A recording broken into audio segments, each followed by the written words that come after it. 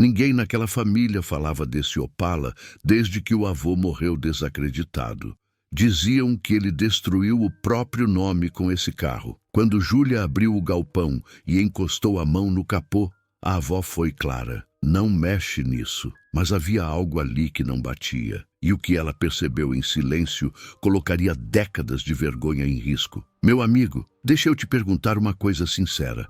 Você teria coragem de mexer em algo que destruiu a reputação da sua própria família? Comenta aí o que você faria. Olha, meus queridos amigos, tem histórias que a gente carrega no peito sem nem saber direito o peso que elas têm.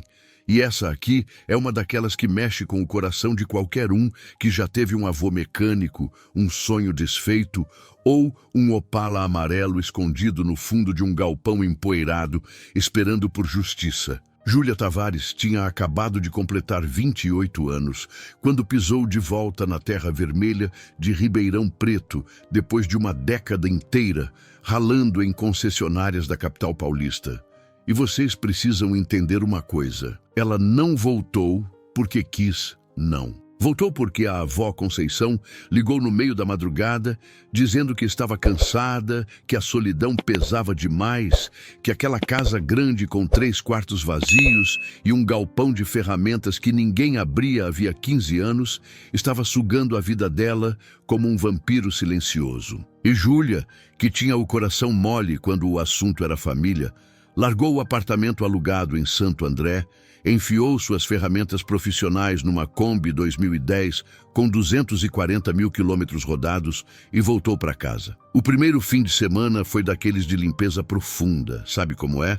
Varrer a poeira vermelha que gruda em tudo, lavar cortina, jogar fora a revista velha. E foi justamente no sábado à tarde, quando o sol de novembro batia forte naquela região onde o calor parece derreter até o asfalto, que Júlia abriu a porta rangente do galpão de ferramentas que ficava nos fundos do terreno, um barracão de telha de zinco com cheiro de graxa velha e metal oxidado. A luz entrou em fachos amarelados pela poeira suspensa no ar, e foi quando ela viu aquele vulto coberto por uma lona grossa e cinza no canto mais escuro do galpão, cercado por caixas empilhadas de peças agrícolas enferrujadas, que pareciam guardiões de um segredo que ninguém tinha coragem de desenterrar. O coração dela bateu diferente. Sabe quando você sente que está prestes a encontrar algo importante? Júlia puxou a lona com cuidado, e o que apareceu ali debaixo fez ela prender a respiração.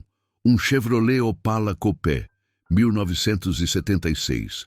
Pintura amarelo-ouro desbotada pelo tempo, mas ainda reconhecível, com aquelas linhas quadradas e elegantes que faziam daquele carro um dos mais bonitos que a indústria brasileira já produziu. As rodas estavam murchas, o capô coberto por uma camada de terra roxa grudada como uma segunda pele. E quando ela passou a mão na lataria, sentiu a textura áspera da poeira de 15 anos acumulada. Aquela poeira que conta histórias de abandono e esquecimento. Mas aquele não era um Opala qualquer, não, senhor. Aquele era o Opala, o carro do avô Sebastião Tavares. Júlia tinha apenas 13 anos quando o avô morreu em 1998, mas ela se lembrava perfeitamente do velho Sebastião, um homem de mãos grandes e calejadas, que cheirava a óleo WD-40 e sempre tinha uma ferramenta Gedore enfiada no bolso da camisa quadriculada. Ele tinha uma oficina respeitada em Ribeirão Preto, especializada em preparação de motores para carros de arrancada. E durante os anos 80 e 90, o nome dele era sinônimo de potência confiável. Sebastião Tavares preparava o seu motor, e você ia para a pista com a certeza de que ia voar. Até o dia em que tudo desmoronou. A avó Conceição nunca falava sobre aquilo com clareza, sempre desviava o olhar quando alguém mencionava o Opala ou a tal corrida de Serrana, mas Júlia tinha ouvido os pedaços da história ao longo dos anos, juntando fragmentos como quem monta um quebra-cabeça doloroso. Em 1997, Sebastião havia preparado aquele Opala amarelo com as próprias mãos. Um projeto pessoal que ele dizia que seria a obra-prima da vida dele. um 6 cilindros em linha, capaz de competir com qualquer V8 americano em arrancadas de quarto de milha. Ele investiu dinheiro que não tinha, importou peças dos Estados Unidos, passou noites em claro, ajustando cada detalhe daquele motor, como se estivesse esculpindo uma obra de arte em ferro e alumínio. E então veio a corrida amadora em Serrana, numa pista improvisada perto de uma usina de cana. Sebastião estava confiante, radiante até. Colocou o Opala na linha de largada, pressionou o acelerador para aquecer o motor, esperou o sinal verde e 18 segundos depois, no meio da reta, o motor explodiu com um estrondo que fez todo mundo na pista se abaixar achando que era bomba. Fumaça preta, óleo espalhado no asfalto, peças de metal voando para todo lado. O Opala parou no meio da pista com o capô retorcido e o motor completamente destruído. A notícia se espalhou pela região como fogo em canavial seco. Sebastião Tavares não sabe mais preparar motor. O velho perdeu a mão. Aquilo foi amadorismo puro. Motor explodindo daquele jeito é falta de conhecimento. Os clientes da oficina começaram a sumir um por um, levando seus projetos para outros preparadores. E em menos de 6 meses, Sebastião fechou as portas da oficina, guardou as ferramentas e nunca mais tocou em nenhum motor. Ele morreu 1 ano depois. Dizem que de desgosto, carregando a vergonha daquele motor explodido como uma cruz pesada demais para carregar sozinho. A família nunca mais falou sobre aquilo. O Opala foi coberto com a lona e esquecido no galpão, virando um fantasma amarelo que ninguém tinha coragem de encarar. A avó Conceição chegou a falar várias vezes que preferia vender o terreno inteiro, galpão e tudo, do que ter que olhar para aquela máquina que destruiu a honra do marido dela. Mas Júlia, ali parada na frente daquele Opala amarelo coberto de poeira e silêncio, sentiu algo diferente. Ela não era mais a menina de 13 anos que chorou no enterro do avô. Ela era uma especialista em diagnóstico de falhas mecânicas formada pela Bosch, com 10 anos de experiência em concessionárias Ford e Chevrolet. E ela sabia uma coisa que pouquíssima gente nesse país sabe. Motores não explodem sem uma razão física identificável. Sempre tem uma causa, sempre tem uma explicação técnica. E se tem uma explicação técnica, tem como provar o que realmente aconteceu. Júlia abriu o capô do Opala com cuidado. E o que ela viu ali dentro confirmou o que ela já suspeitava. Aquilo não era um motor comum. Mesmo destruído, coberto de ferrugem e com o bloco visivelmente rachado, dava para ver a qualidade da preparação. Comando de válvulas Skenderian cromado. Pistões forjados com as marcas JE ainda visíveis. Bielas usinadas em aço liga. Carburador duplo Weber com cornetos de admissão polidos como espelho. Aquilo era trabalho de mestre, não de amador. E foi nesse momento, com as mãos sujas de poeira vermelha e o cheiro de graxa velha invadindo as narinas, que Júlia Tavares tomou uma decisão que mudaria tudo. Ela ia descobrir o que realmente aconteceu com aquele motor. Ela ia provar que o avô Sebastião não tinha cometido erro nenhum. E ela ia fazer aquele Opala amarelo rugir de novo. A avó Conceição apareceu na porta do galpão nesse momento, com o avental florido e os olhos marejados. Júlia, minha filha, não mexe nesse carro. Por favor, deixa ele quieto.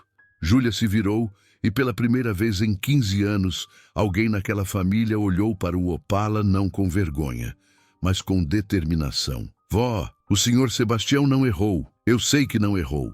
E eu vou provar isso. O sol estava se pondo sobre Ribeirão Preto, tingindo o céu de laranja e roxo, e ali, naquele galpão empoeirado, uma missão de redenção acabava de começar. Nos 3 dias seguintes, Júlia não saiu daquele galpão, a não ser para comer e dormir umas poucas horas.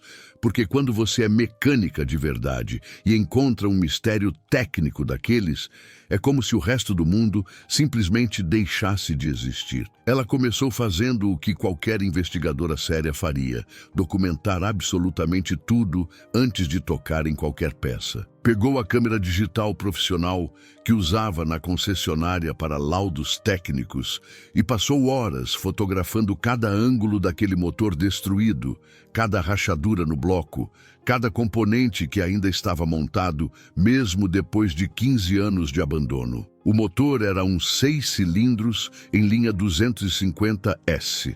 Aquele propulsor lendário que a General Motors produziu no Brasil de 1969 até 1992 e que se tornou o coração de milhares de Opalas, Caravan e Silverados. Mas aquele ali não tinha nada de original.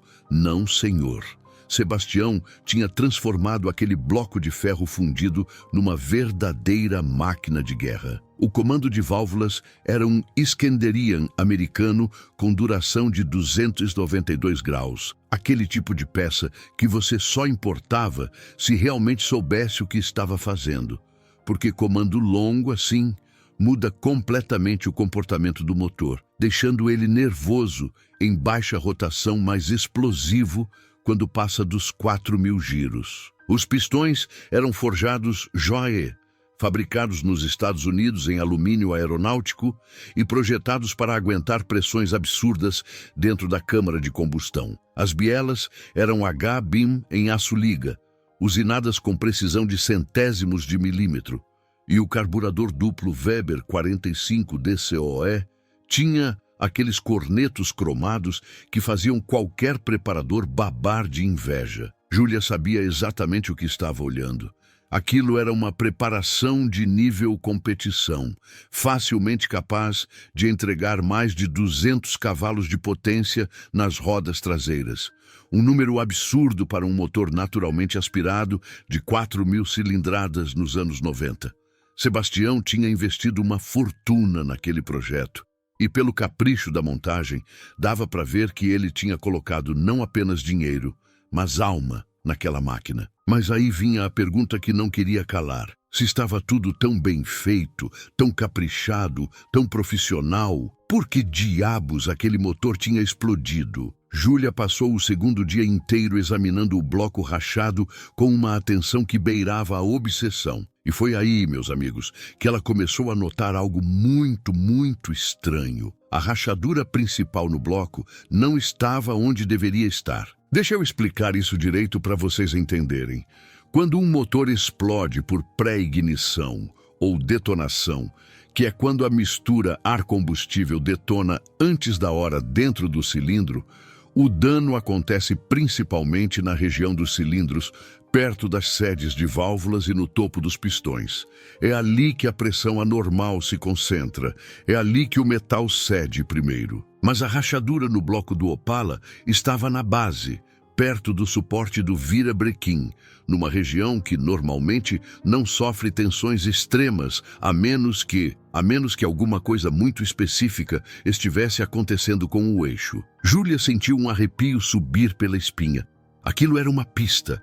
Ela precisava ver o interior dos cilindros, mas o motor estava tão danificado que seria impossível desmontar sem destruir o que restava das evidências. Foi quando ela lembrou de um colega da época da Ford, o Roberto, um especialista em diagnóstico que tinha um boroscópio digital de última geração.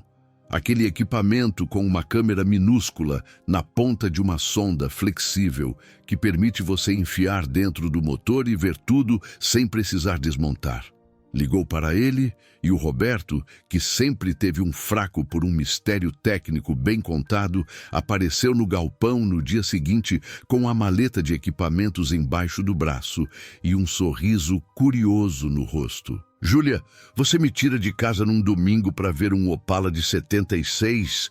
Isso tem que ser bom. Roberto, você não faz ideia. Esse motor aqui é a chave para limpar o nome do meu avô. Eles passaram a manhã inteira inspecionando o interior dos cilindros que ainda estavam minimamente preservados.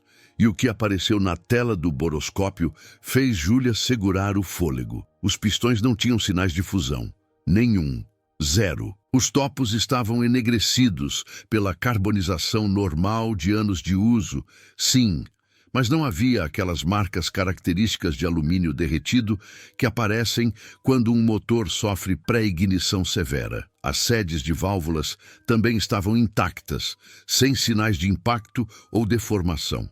Aquilo descartava completamente a teoria mais popular. O motor não tinha explodido por excesso de avanço de ignição nem por mistura pobre. Essas duas causas sempre deixam rastros térmicos evidentes nos componentes internos, e ali não tinha nada disso. Roberto coçou a cabeça confuso. Júlia, isso não faz sentido. Se o motor não sofreu detonação térmica, o que causou aquela rachadura brutal no bloco? E foi nesse momento, olhando para a tela do boroscópio e repassando mentalmente tudo que ela sabia sobre dinâmica de motores alternativos, que Júlia teve um estalo. Ela se levantou de um pulo e foi direto para a frente do motor, onde ainda estava instalado, coberto de graxa velha e poeira, o conjunto do virabrequim. Roberto, me ajuda aqui. Precisa ver uma coisa. Eles limparam a ponta dianteira do virabrequim com um pano embebido em querosene e quando a graxa velha saiu, revelou um componente que Júlia tinha visto apenas em fotografias técnicas. Um amortecedor harmônico de borracha e metal, aquele disco que fica instalado na ponta do virabrequim e que a maioria das pessoas ignora completamente porque parece apenas um peso extra ali pendurado. Mas Júlia sabia que aquela peça tinha uma função absolutamente crítica: absorver as vibrações torsionais do eixo. Deixa eu explicar isso de um jeito que todo mundo consiga entender. Um motor de 6 cilindros em linha não queima combustível de forma contínua. Cada cilindro detona em momentos diferentes, criando pulsos de força que empurram o virabrequim para girar. Esses pulsos não são perfeitamente uniformes, então o virabrequim não gira de forma completamente suave. Ele oscila, torce levemente para frente e para trás, enquanto gira, como se fosse uma corda sendo torcida e distorcida rapidamente. Essas oscilações são chamadas de vibrações torsionais, e se você não controlar elas, o virabrequim pode literalmente se autodestruir, ou pior, pode transferir essas vibrações para o bloco inteiro até rachar o ferro fundido. E o amortecedor harmônico é justamente a peça que controla isso. Ele tem um anel de borracha especial entre a parte externa metálica e o núcleo que se conecta ao virabrequim. E essa borracha absorve e dissipa as vibrações torsionais antes que elas causem dano. É uma peça pequena, discreta, mas absolutamente vital em qualquer motor de alta performance. Júlia examinou o amortecedor harmônico do Opala e percebeu que era o modelo original de fábrica, dimensionado para o motor 250S na configuração de série, com seus 140 cavalos mansos e civilizados. Mas então ela olhou para trás e viu, jogado num canto do galpão entre outras peças desmontadas, um volante motor ultraleve feito em alumínio aeronáutico com a marca Porto Alegre Racing gravada na lateral. Aquilo era uma peça de competição pura, projetada para reduzir drasticamente o peso do conjunto rotativo e permitir que o motor acelerasse mais rápido. E foi aí que tudo se encaixou na cabeça dela como uma engrenagem perfeitamente sincronizada. Meu Deus do céu! Júlia sussurrou, e Roberto percebeu pelo tom de voz que ela tinha acabado de descobrir algo importante. O que foi? Achou alguma coisa? Júlia se virou com os olhos arregalados, quase sem acreditar que a resposta estava ali o tempo todo, escondida em conceitos de engenharia que eram óbvios para quem estudou física das vibrações, mas completamente invisíveis para um mecânico dos anos 90. Roberto, o avô não errou na preparação do motor. Ele errou na física. Olha só, quando você coloca um volante ultra leve no lugar do volante original pesado, você reduz drasticamente a inércia rotacional do conjunto. Isso faz o motor acelerar mais rápido, beleza, mas também tem um efeito colateral perigoso. O virabrequim perde massa na traseira e isso muda completamente a frequência natural de vibração torsional do eixo. O amortecedor harmônico, que estava dimensionado para funcionar com o volante pesado original, deixa de ser eficiente com o volante leve. As vibrações torsionais aumentam de amplitude, e se você acelera o motor até a rotação máxima, essas vibrações entram em ressonância com a frequência natural do bloco de ferro fundido. Roberto arregalou os olhos. Ressonância? Júlia, você está falando de fadiga por vibração? Exatamente. O bloco não explodiu por pressão interna, Roberto.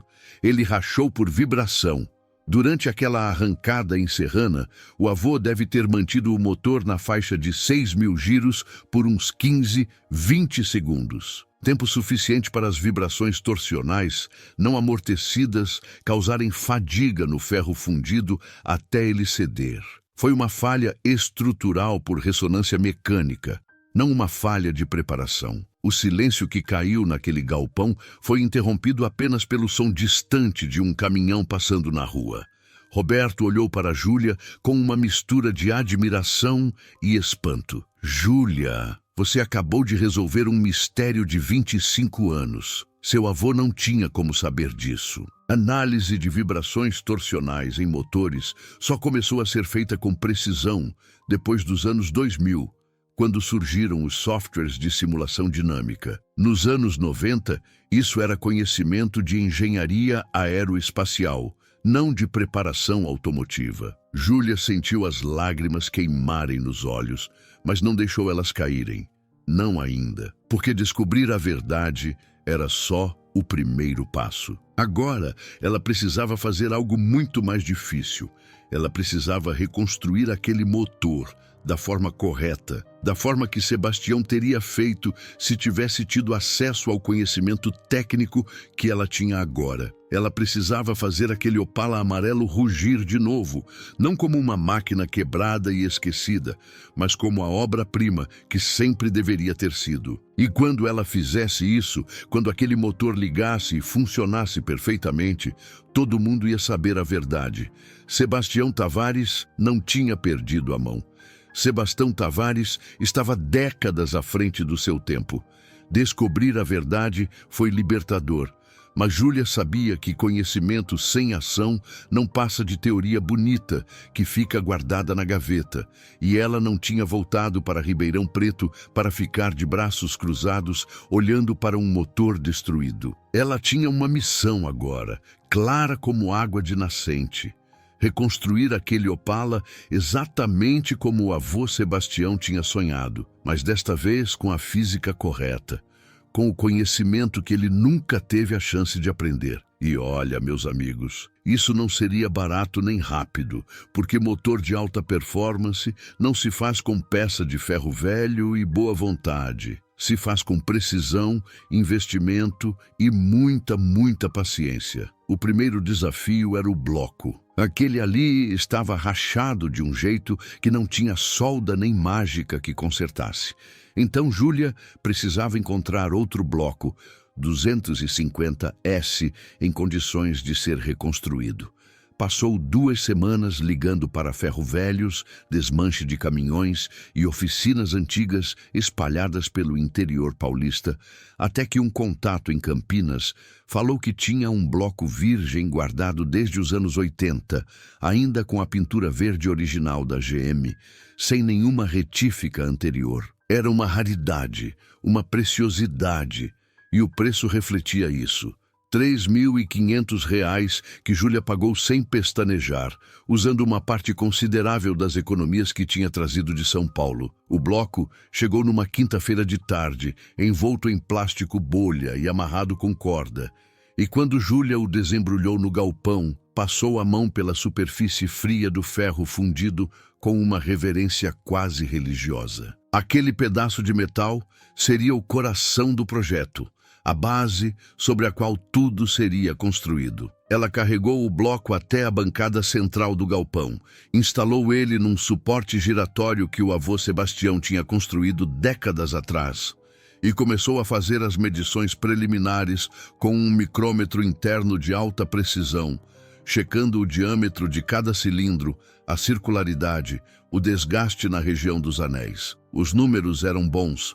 mas não perfeitos. O bloco precisaria de uma retífica com sobremetal, aquele processo onde você usina o interior dos cilindros para remover imperfeições microscópicas e aumentar levemente o diâmetro, permitindo a instalação de pistões novos com o ajuste perfeito. Júlia conhecia apenas um lugar no estado de São Paulo, onde esse trabalho seria feito com o nível de perfeição que ela exigia.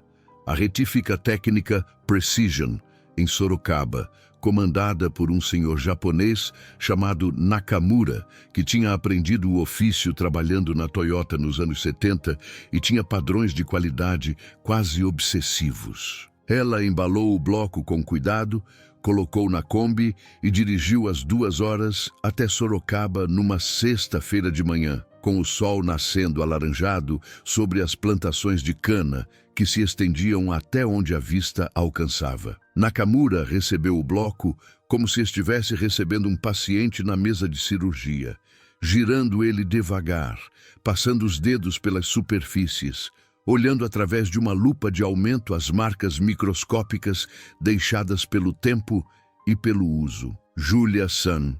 Este é um bloco nobre, ferro fundido de primeira qualidade. Vou usiná-lo com 0,50 milímetros de sobremetal. E quando eu terminar, os cilindros terão uma circularidade perfeita dentro de 5 micrômetros de tolerância. Mas vai levar 10 dias.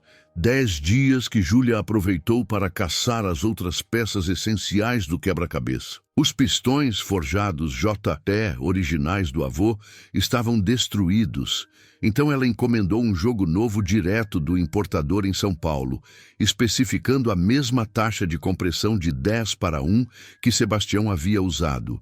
As bielas H-Beam em aço liga foram para uma empresa especializada em balanceamento dinâmico, onde cada uma foi pesada em balanças de precisão e ajustada para que todas tivessem exatamente a mesma massa, dentro de uma tolerância de 2 gramas. O comando de válvulas Iskenderian estava perfeito, ainda cromado e sem sinais de desgaste nas camas dos Kami, então Júlia apenas mandou fazer uma limpeza ultrassônica para remover os resíduos carbonizados de 15 anos parado. Mas a peça mais importante, a peça que faria toda a diferença entre o sucesso e a repetição do desastre, era o amortecedor harmônico. Júlia sabia exatamente o que precisava. Um fluidamper ajustável, fabricado nos Estados Unidos, que ao invés de usar borracha para absorver as vibrações torsionais, usava um sistema de câmara preenchida com silicone viscoso que dissipava as vibrações em qualquer faixa de rotação, de 1.000 a 7.000 giros por minuto. Era uma tecnologia cara, sofisticada, e Júlia gastou quase $2.000 para importar a peça através de um despachante especializado em componentes automotivos. Quando a caixa chegou pelos correios, 3 semanas depois, ela abriu com as mãos trêmulas e segurou aquele disco de alumínio usinado e aço inoxidável como se estivesse segurando uma joia rara. A remontagem começou no início de janeiro, com o calor típico do interior paulista, fazendo o zinco do telhado estalar e transformando o galpão numa sauna improvisada. Júlia montou uma estação de trabalho limpa, cobriu a bancada com um pano branco esterilizado, organizou todas as ferramentas Gedore e Snap-on que tinha trazido de São Paulo em ordem de uso e começou o processo meticuloso de reconstruir aquele motor da forma que ele merecia ser construído. Primeiro veio a instalação das buchas dos mancais de biela e dos mancais principais do virabrequim. Júlia limpou cada alojamento com escova de latão e spray desengraxante, secou tudo com ar comprimido filtrado e instalou as buchas novas, aplicando o torque exato especificado pelo Manual de Engenharia da GM, 110 Nm para os parafusos dos mancais principais, aplicados em 3 estágios progressivos para garantir assentamento uniforme. Depois, antes de instalar o virabrequim, ela usou plastigauge, aquele fio de plástico especial que você coloca entre o mancal e o eixo, aperta, remove e mede a espessura para determinar a folga exata. Os números ficaram perfeitos, 28 milésimos de milímetro na média, dentro da faixa ideal, de 25 a 35 milésimos, especificada para motores de alta rotação. O virabrequim desceu no bloco com uma suavidade satisfatória, girando livre e sem nenhum ponto de resistência anormal. Júlia sentiu aquela sensação boa que todo mecânico conhece, quando você sabe que está fazendo as coisas do jeito certo, quando as peças se encaixam com a precisão de um relógio suíço. Ela instalou o volante motor ultraleve Porto Alegre na traseira do virabrequim, aquele mesmo disco de alumínio aeronáutico que o avô tinha usado, porque a peça em si não tinha defeito nenhum. O problema nunca tinha sido o volante, mas sim a falta do amortecedor harmônico correto na outra ponta do eixo. E foi então que Júlia instalou a peça que mudaria tudo, o fluidampre ajustável. Ela deslizou o amortecedor no nariz do virabrequim, alinhou a chaveta com a precisão de um relojoeiro e apertou o parafuso central com uma chave de torque calibrada, aplicando exatos 150 Nm, conforme especificado pelo fabricante americano. Quando terminou, ela girou manualmente o virabrequim e sentiu a diferença imediatamente. O movimento tinha uma suavidade diferente, uma sensação de massa controlada, como se o eixo estivesse nadando em óleo denso ao invés de girando no ar seco. Aquele amortecedor estava fazendo seu trabalho antes mesmo do motor ligar. Os pistões foram instalados nos cilindros um por um, cada anel de compressão posicionado com afastamento angular de 120 graus para evitar vazamento de gases, cada pino flutuante lubrificado com óleo de montagem especial que evitaria desgaste nos primeiros segundos de funcionamento. As bielas foram torqueadas com 75 Nm e Júlia verificou cada aperto com uma chave de estalo de alta precisão emprestada da oficina de um amigo de Ribeirão Preto. O cabeçote foi montado com atenção redobrada. Júlia instalou as sedes de válvulas retificadas, as válvulas de admissão e escape balanceadas, as molas duplas de alta pressão que trabalhariam com o comando Iskenderian de duração longa e ajustou as folgas térmicas uma por uma usando calibradores de lâminas, deixando 16 centésimos de milímetro na admissão e 18 centésimos no escape, conforme recomendado pelo fabricante do comando para uso em rotações acima de 6.000 giros. A instalação do carburador Weber 45 DCOE duplo foi quase uma cerimônia. Júlia limpou os giclês um por um com ar comprimido, verificou a vedação das membranas da bomba de aceleração rápida, calibrou os parafusos de mistura ar-combustível para a configuração inicial recomendada e instalou o conjunto sobre o coletor de admissão com juntas novas de borracha nitrilica. A bomba elétrica de combustível Bosch foi montada na parte traseira do chassi, conectada ao tanque por mangueira de alta pressão trançada em aço inoxidável. 3 semanas depois do início da montagem, numa tarde de sábado com céu limpo e temperatura batendo nos 35 graus, o motor estava pronto. Júlia deu um passo para trás e olhou para aquela obra de engenharia montada sobre a bancada do galpão.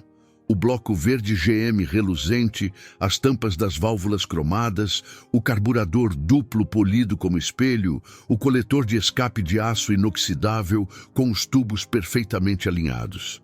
Aquilo era arte mecânica pura, mas o motor precisava voltar para dentro do Opala. Com a ajuda de 2 vizinhos que trabalhavam numa oficina de caminhões e um macaco hidráulico de 3 toneladas, Júlia suspendeu o motor até a altura certa e guiou ele para dentro do compartimento dianteiro do Opala amarelo, encaixando os coxins de borracha nos suportes do chassi com a precisão de um artesão, encaixando a última peça de um móvel de marcenaria. As conexões elétricas foram refeitas com fios novos, bitola 12, as mangueiras do sistema de arrefecimento substituídas por silicone de alta temperatura e o sistema de escapamento conectado ao coletor com abraçadeiras de aço inoxidável. Chegou a hora da verdade. Júlia encheu o radiador com água desmineralizada misturada com aditivo antiferrugem.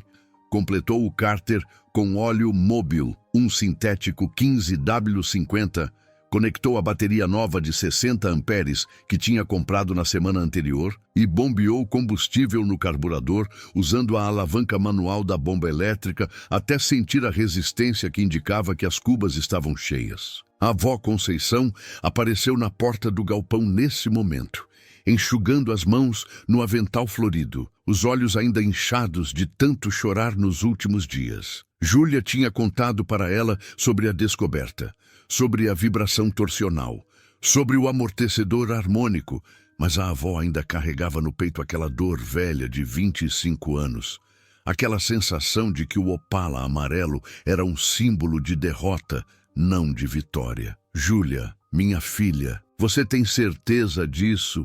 E se acontecer de novo? Júlia olhou para a avó com uma segurança que vinha não de arrogância, mas de conhecimento técnico sólido, daquelas horas estudando engenharia mecânica, analisando falhas, entendendo a física por trás de cada componente. Vó, não vai acontecer de novo, eu prometo. O avô não errou. Ele só não tinha as ferramentas de análise que eu tenho hoje. Mas agora está certo. Está perfeito. Júlia se sentou no banco do motorista do Opala, ajustou a posição, sentiu o couro rachado pelo tempo sob as mãos, pisou na embreagem e girou a chave de ignição para a posição de partida. O motor de arranque começou a girar o virabrequim, com aquele som característico de arrancador elétrico trabalhando, e então, depois de 3 segundos de cranqueamento, os 6 cilindros em linha acordou. O ronco que encheu o galpão não era um rugido agressivo, mas um som grave, regular, profundo, aquela musicalidade única que só um motor de 6 cilindros em linha bem equilibrado consegue produzir. O chão de concreto vibrava levemente sob os pés, e o ar ficou instantaneamente carregado com o cheiro de combustível queimando e óleo novo se aquecendo. Júlia manteve o acelerador estável em 1.200 rotações, ouvindo atentamente cada batida de válvula, cada pulso de admissão, cada nota da sinfonia mecânica que ecoava pelas paredes de zinco. Não tinha batida, não tinha chiado, não tinha vibração anormal. Só o som puro de ferro, alumínio e aço trabalhando em perfeita harmonia. Júlia manteve o motor em marcha lenta por 10 minutos completos, verificando a temperatura do líquido de arrefecimento, observando a pressão de óleo no manômetro instalado no painel, sentindo com a palma da mão as vibrações do bloco através da lataria. Tudo estava exatamente como deveria estar. O motor estava vivo, saudável, perfeito. Quando ela finalmente desligou a ignição e o motor morreu com um suspiro suave, o silêncio que tomou conta do galpão foi quebrado por um som que Júlia não ouvia havia muito tempo. A avó Conceição chorando, mas desta vez não de tristeza, e sim de alívio, de gratidão, de justiça finalmente alcançada. Ele estava certo, Júlia. Meu Sebastião estava certo o tempo todo. Júlia desceu do Opala e abraçou a avó com força, sentindo o cheiro de sabonete de coco e bolo caseiro que sempre a acompanhava, e ali naquele galpão, onde um sonho havia morrido 25 anos atrás, um novo sonho estava apenas começando. Porque o Opala amarelo não era mais um fantasma, era uma máquina pronta para provar ao mundo que Sebastião Tavares nunca perdeu a mão. Ter o motor funcionando perfeitamente no galpão era uma vitória, sim, mas Júlia sabia que isso não bastaria para limpar de verdade o nome do avô Sebastião. Porque no mundo dos carros de performance, da arrancada, das oficinas mecânicas do interior paulista, você não prova nada com o carro parado na garagem. Você prova na pista, com testemunhas, com o cronômetro marcando, com o asfalto quente debaixo dos pneus e a adrenalina correndo nas veias. E tinha apenas um lugar onde aquela prova precisava acontecer. A mesma pista de Serrana, onde tudo tinha desmoronado em 1997. Júlia passou a semana seguinte preparando o Opala para a corrida. Trocou os pneus velhos e rachados por um jogo novo de Pirelli P7, calibrou a suspensão dianteira e traseira para deixar o carro nivelado, substituiu as pastilhas de freio que estavam cristalizadas pelo tempo e fez 3 testes noturnos numa estrada vicinal deserta perto de Ribeirão Preto, acelerando progressivamente até os 6.000 giros, ouvindo com atenção absoluta qualquer sinal de vibração anormal ou comportamento estranho. O motor respondia como um relógio suíço, linear, previsível, potente. Cada subida de rotação era acompanhada por aquele ronco grave e crescente que fazia o coração acelerar junto, e quando ela soltava o acelerador, a desaceleração era suave, sem trancos, sem barulhos metálicos. Estava perfeito. A notícia de que a neta de Sebastião Tavares ia correr na pista de Serrana se espalhou pela comunidade automotiva da região como vento em canavial. Os antigos clientes da oficina, aqueles que tinham abandonado Sebastião depois do desastre de 1997, começaram a comentar entre si nos bares, nas oficinas, nos encontros de carros antigos que aconteciam todo domingo na Praça Central de Ribeirão Preto. Alguns diziam que era loucura, que a moça ia repetir o erro do avô e explodir o motor de novo. Outros, os mais generosos, diziam que era bonito ver alguém tentando resgatar a memória de um ente querido, mesmo que fosse uma causa perdida. Mas tinha um grupo pequeno, formado pelos mecânicos mais velhos que tinham trabalhado com Sebastião nos anos áureos da oficina, que defendia o velho com unhas e dentes, dizendo que nunca acreditaram na história de incompetência, que Sebastião era meticuloso demais para cometer um erro grosseiro. Um desses mecânicos era o seu Valdemar, um senhor de 70 e poucos anos que tinha sido ajudante de Sebastião nos anos 80 e 90 e que apareceu no galpão de Júlia numa terça-feira de manhã, mancando levemente da perna direita devido a um acidente de moto que tivera décadas atrás, com os olhos marejados e um sorriso triste no rosto enrugado. Menina, eu trabalhei com seu avô por 16 anos. Ele me ensinou tudo o que sei sobre motor. E eu nunca acreditei que ele tinha errado naquele Opala. Seu Sebastião era perfeito nas medidas, nos torques, nos ajustes. Se aquele motor explodiu, tinha alguma coisa que ninguém entendeu na época. Júlia abraçou seu Valdemar e contou para ele sobre a descoberta da vibração torsional, sobre o amortecedor harmônico, sobre a física que Sebastião não podia conhecer nos anos 90. O velho mecânico ouviu tudo em silêncio, balançando a cabeça devagar. E quando Júlia terminou, ele passou a mão nos olhos para limpar as lágrimas que escorriam sem permissão. Então era isso, era só isso. Meu Deus! Se a gente soubesse na época. Seu Valdemar, o senhor quer ir comigo para Serrana. Quero que o senhor esteja lá quando eu cruzar a linha de chegada com esse motor funcionando perfeitamente. O velho mecânico assentiu com a cabeça, incapaz de falar. E Júlia soube naquele momento que aquela corrida não seria apenas sobre provar um ponto técnico.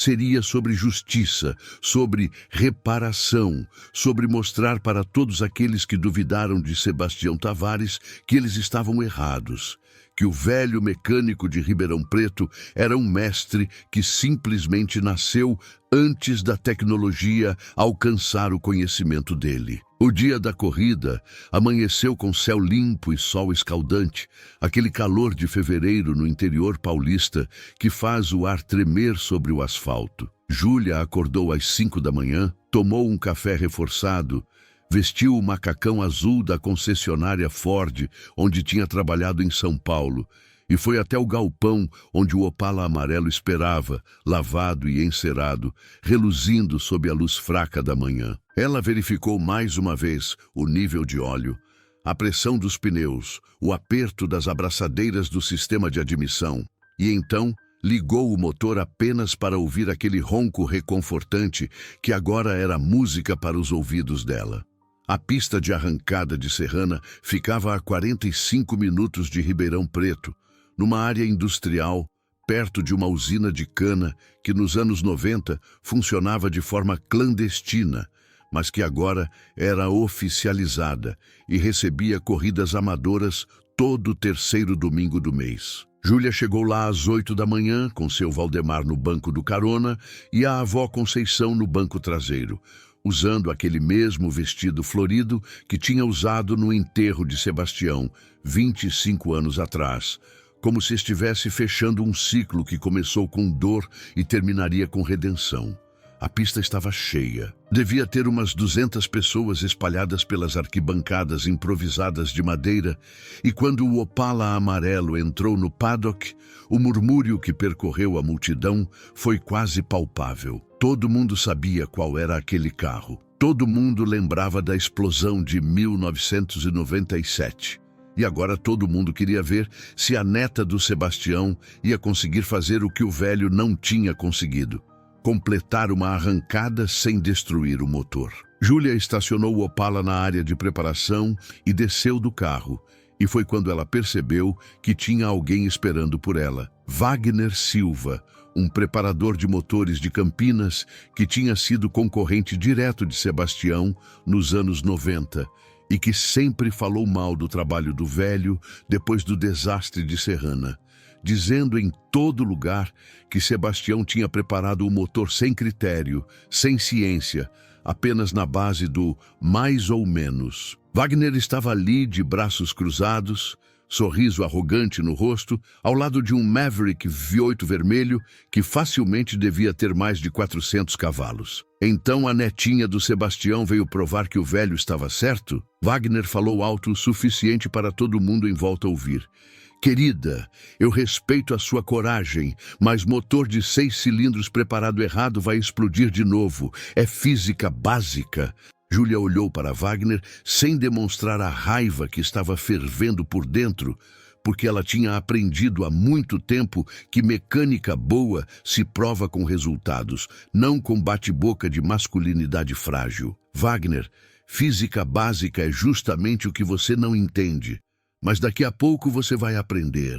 De graça. Ela se virou e começou a preparar o carro para a corrida. Verificou a temperatura do óleo, aqueceu o motor até 80 graus Celsius, ajustou a mistura do carburador, girando os parafusos de baixa em meia volta, no sentido anti-horário, para enriquecer um pouco e compensar o calor do dia.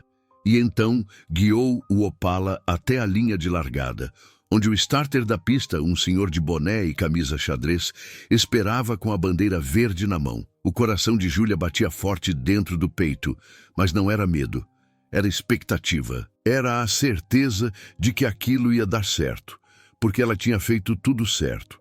Tinha seguido a ciência, tinha respeitado a física, tinha honrado o trabalho do avô, corrigindo o único erro que ele não podia ter previsto. O starter levantou a mão, sinalizando os 15 segundos finais antes da largada. Júlia pisou na embreagem, engatou a primeira marcha e começou a acelerar o motor devagar, subindo as rotações até 4.000 giros, sentindo o Opala tremer levemente sobre os pneus traseiros, enquanto a embreagem segurava toda aquela força prestes a ser liberada. 10 segundos. A multidão ficou em silêncio. Até os pássaros pareciam ter parado de cantar. 5 segundos. O ronco do motor enchia o ar quente como um trovão distante. 3, 2, 1. A bandeira verde desceu. Júlia soltou a embreagem de uma vez e enterrou o pé no acelerador até o fim do curso. E o que aconteceu nos próximos 13 segundos foi pura magia mecânica. O Opala arrancou com os pneus traseiros fumegando no asfalto quente, a traseira deslizando levemente para a direita antes de Júlia corrigir com um toque rápido no volante, e então a máquina amarela começou a voar pela pista reta como uma flecha lançada de um arco tenso. A troca para a segunda marcha veio aos 50 km por hora, suave e rápida, com o motor berrando na faixa dos 6.500 giros. A terceira marcha entrou aos 80, e foi aí que o Opala realmente mostrou do que era capaz, com a aceleração empurrando Júlia contra o banco de couro rachado, o velocímetro subindo como se estivesse possuído. 85, 90, 100, 100 120 quilômetros por hora, quando ela cruzou a linha de chegada e pisou no freio, fazendo o carro desacelerar numa nuvem de poeira vermelha. O cronômetro eletrônico na torre de controle piscou o tempo oficial. 20 segundos no quarto de milha. E o motor? O motor continuava funcionando, sem fumaça, sem vibração anormal, sem explosão, apenas aquele ronco grave e perfeito de uns 6 cilindros em linha, fazendo exatamente o que foi projetado para fazer. Julia dirigiu o Opala de volta até o paddock, em marcha lenta, e quando ela desceu do carro, a multidão explodiu em aplausos. Seu Valdemar estava chorando abertamente, abraçado na avó Conceição, que também não conseguia segurar as lágrimas, e até alguns dos velhos clientes de Sebastião que estavam nas arquibancadas desceram para apertar a mão de Júlia, pedindo desculpas por terem duvidado do velho mecânico. Wagner Silva estava parado ao lado do Maverick vermelho, sem reação, sem palavras, porque não tinha argumento nenhum contra aquilo. O Opala tinha funcionado perfeitamente. Sebastião Tavares estava absolvido. A notícia do que aconteceu em Serrana naquele domingo se espalhou pela região com a velocidade de um incêndio em canavial seco. Na segunda-feira de manhã, o telefone da casa da avó Conceição não parava de tocar. Eram jornalistas de blogs automotivos, repórteres de revistas especializadas, curiosos querendo saber detalhes e principalmente os velhos clientes de Sebastião, aqueles que tinham sumido depois de 1997, ligando um por um para pedir desculpas, para dizer que sempre souberam que o velho era competente, mentiras reconfortantes que Júlia ouvia com paciência, mas sem ilusões. Ela sabia que a memória das pessoas é seletiva, que todo mundo gosta de estar do lado vencedor quando a vitória já está garantida, mas que pouquíssimos têm coragem de apoiar alguém quando a derrota parece inevitável. Mas teve uma ligação que foi diferente de todas as outras. Era de um rapaz chamado Marcelo, 23 anos, que trabalhava como auxiliar numa oficina de caminhões em Sertãozinho e que tinha visto o vídeo da arrancada que alguém postou no YouTube. Ele falou com uma voz tímida, quase envergonhada, dizendo que sonhava em aprender preparação de motores, mas que todas as oficinas da região só aceitavam homens como aprendizes, e que ele tinha ouvido falar que Júlia era diferente, que ela entendia de verdade de mecânica e que talvez, só talvez, ela pudesse ensinar algumas coisas para quem realmente queria aprender.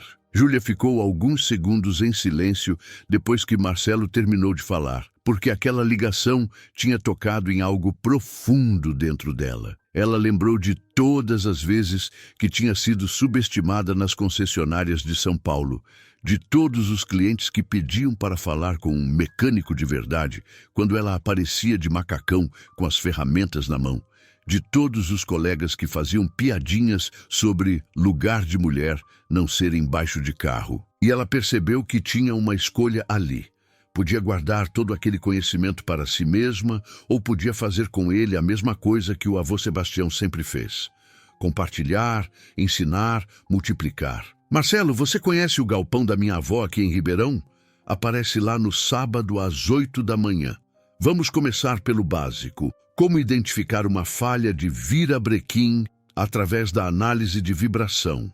Traz caderno. Quando ela desligou o telefone, a avó Conceição estava parada na porta da cozinha, segurando uma xícara de café com as 2 mãos. Aquele olhar de quem entende exatamente o que está acontecendo sem precisar de explicação. Você vai reabrir a oficina do seu avô, não vai? Júlia respirou fundo, sentindo o peso e a responsabilidade daquela decisão, mas também sentindo uma certeza tranquila, como quando você sabe que está fazendo a coisa certa, mesmo que o caminho seja difícil. Não, vó, vou fazer algo diferente. Vou abrir uma escola. Nos 3 meses seguintes, o galpão que tinha sido o túmulo do Opala amarelo virou um canteiro de obras de esperança. Júlia investiu cada centavo que tinha economizado, mais um empréstimo pequeno que conseguiu no banco, usando o próprio Opala como garantia, para transformar aquele espaço empoeirado numa sala de aula técnica de verdade. Ela comprou bancadas de trabalho usadas de uma fábrica que estava fechando em Araraquara, instalou iluminação LED potente no teto, construiu prateleiras de aço para organizar ferramentas e peças didáticas e conseguiu, através de doações de ferro velhos e oficinas amigas, uma coleção impressionante de motores desmontados que serviriam como material de estudo. Tinha desde um 4 cilindros Fiat Fire até um V8 Chevrolet Small Block, passando por motores diesel de caminhão e até um rotativo Mazda, que ninguém sabia consertar, mas que era perfeito para ensinar conceitos de combustão. O nome da escola foi escolhido numa noite de quinta-feira, com Júlia e a avó sentadas na varanda tomando limonada e olhando para as estrelas que brilhavam no céu limpo do interior. Conceição sugeriu algo simples e direto: Centro Técnico Sebastião Tavares. Um nome que honrava o passado, mas apontava para o futuro, que carregava a memória do velho mecânico, mas também a promessa de conhecimento novo, científico, embasado na física e na engenharia que ele nunca teve acesso. A primeira turma começou com apenas 5 alunos. Marcelo, o rapaz de Sertãozinho que tinha feito a ligação inicial. 2 moças jovens de Ribeirão que trabalhavam em concessionárias como recepcionistas, mas que queriam entrar para a área técnica. Um senhor de 40 e poucos anos que tinha sido demitido de uma metalúrgica e queria se reinventar. E uma adolescente de 17 anos que tinha acabado de sair do ensino médio e sonhava em trabalhar com carros de competição. Eram pessoas diferentes, com histórias diferentes, mas todas unidas pela mesma vontade de aprender de verdade, de entender não apenas o como, mas também o porquê das coisas funcionarem. Júlia estruturou o curso em módulos práticos e teóricos que se alternavam ao longo das semanas. Pela manhã, teoria, termodinâmica aplicada a motores de combustão, análise de vibrações mecânicas, metalurgia básica para entender fadiga de materiais, eletrônica automotiva, diagnóstico de falhas usando equipamentos modernos. À tarde, prática, desmontagem e remontagem de motores, medição de componentes com instrumentos de precisão, balanceamento de conjuntos rotativos, ajuste de carburadores e sistemas de injeção eletrônica. Ela não queria formar apenas trocadores de peças, aquelas pessoas que seguem manual sem entender o que estão fazendo. Ela queria formar mecânicos pensantes, pessoas capazes de diagnosticar problemas complexos usando lógica, física e experiência. O Opala amarelo ficou estacionado permanentemente dentro do galpão, numa posição de destaque, com uma placa de bronze instalada no para-choque dianteiro que dizia Chevrolet Opala, 1976. Preparado por Sebastião Tavares, reconstruído por Júlia Tavares, símbolo de que todo problema técnico tem uma explicação científica. Aquele carro não era mais apenas um veículo, era um monumento à persistência, à busca pela verdade, à ideia de que honra se reconstrói com conhecimento e trabalho. No final do primeiro semestre, algo inesperado aconteceu. Wagner Silva, aquele preparador arrogante de Campinas que tinha zombado de Júlia em Serrana, apareceu no galpão numa sexta-feira à tarde, sem aviso prévio, com uma expressão desconfortável no rosto de quem precisa engolir o orgulho para fazer a coisa certa. Ele ficou parado na porta por alguns segundos, observando os alunos trabalhando em bancadas cheias de ferramentas e componentes. E então caminhou até Júlia com passos hesitantes. Júlia, eu vim aqui para pedir desculpas pelo que eu disse sobre seu avô, pela forma como eu te tratei na pista. Eu estava errado. Você provou que eu estava errado. Júlia olhou para Wagner sem raiva, sem ressentimento, porque ela tinha aprendido que guardar mágoa é como carregar peso morto que só atrapalha a caminhada. Ela estendeu a mão para ele num gesto simples, mas cheio de significado. Wagner, O passado é passado. Se você quiser aprender sobre vibrações torsionais e amortecedores harmônicos, tem uma cadeira vazia ali, na terceira bancada. E foi assim, meus queridos amigos, que o Centro Técnico Sebastião Tavares virou referência na região. As turmas foram crescendo, 6 alunos, 10, 15...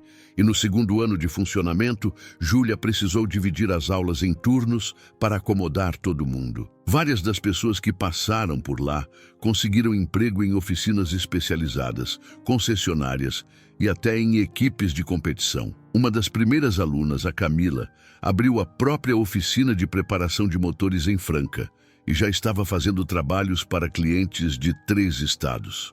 O Marcelo conseguiu uma vaga numa empresa de injeção eletrônica em Ribeirão e estava ganhando 3 vezes mais do que ganhava como auxiliar na oficina de caminhões. Mas o impacto mais bonito não estava nos números, nem nas estatísticas de emprego. Estava nas histórias pessoais, nas transformações individuais, naquela sensação de que você finalmente encontrou um lugar onde pode aprender, errar, crescer sem ser julgado pela sua origem, pelo seu gênero, pela sua idade ou pelo seu passado. O galpão que tinha guardado um segredo doloroso por 25 anos agora era um espaço de luz, conhecimento e oportunidade. Numa manhã de domingo, quase um ano depois da corrida em Serrana, Júlia estava sozinha no galpão, fazendo manutenção preventiva no Opala amarelo, quando ouviu passos leves atrás dela. Era a avó Conceição, trazendo uma bandeja com café e pão de queijo quentinho, aquele ritual matinal que tinha voltado a fazer parte da rotina desde que a neta voltara para casa. Júlia, minha filha, eu queria te dizer uma coisa. Fala, vó. A velhinha colocou a bandeja na bancada,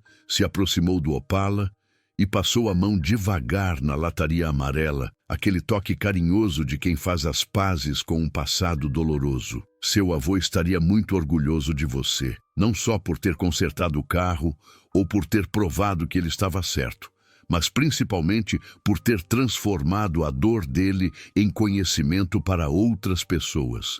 Isso é o que faz um mestre de verdade. Júlia abraçou a avó com força, sentindo o cheiro de sabonete de coco e bolo caseiro que sempre a acompanhava.